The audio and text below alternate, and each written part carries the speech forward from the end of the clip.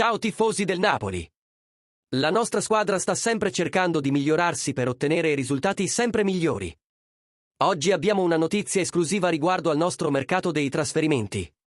Prima di entrare nei dettagli, vi chiedo di lasciare un like al video e di iscrivervi al canale per non perdere nessuna novità. Ora andiamo dritti al punto. Un laterale dell'Ajax nel Napoli? Il croato Borna Sosa è nel mirino e costa 10 milioni. La sua abilità è già stata paragonata a quella di Antonio Conte. Il Napoli sta valutando l'acquisto di Borna Sosa per rinforzare la fascia sinistra. Sosa è un giocatore abile in entrambe le fasi di gioco, tecnicamente dotato, eccellente nei cross e negli assist. Velocità, resistenza e capacità di coprire il campo sono tra le sue principali qualità. Un uomo completo, in grado di giocare anche internamente, esattamente il profilo che può interessare a Conte. Con i suoi 26 anni da compiere a gennaio, 187 cm di altezza e un piede sinistro preciso, Sosa è nato a Zagabria, in Croazia, da padre croato e madre bosniaca, ma possiede anche la cittadinanza tedesca.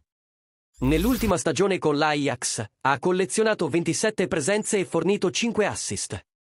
Il suo costo si aggira intorno ai 10 milioni di euro. Sosa potrebbe rappresentare un acquisto strategico per il Napoli, offrendo solidità e qualità alla fascia sinistra. La sua esperienza internazionale e la versatilità lo rendono un'opzione molto interessante per la nostra squadra, che punta a rinforzarsi per competere ai massimi livelli.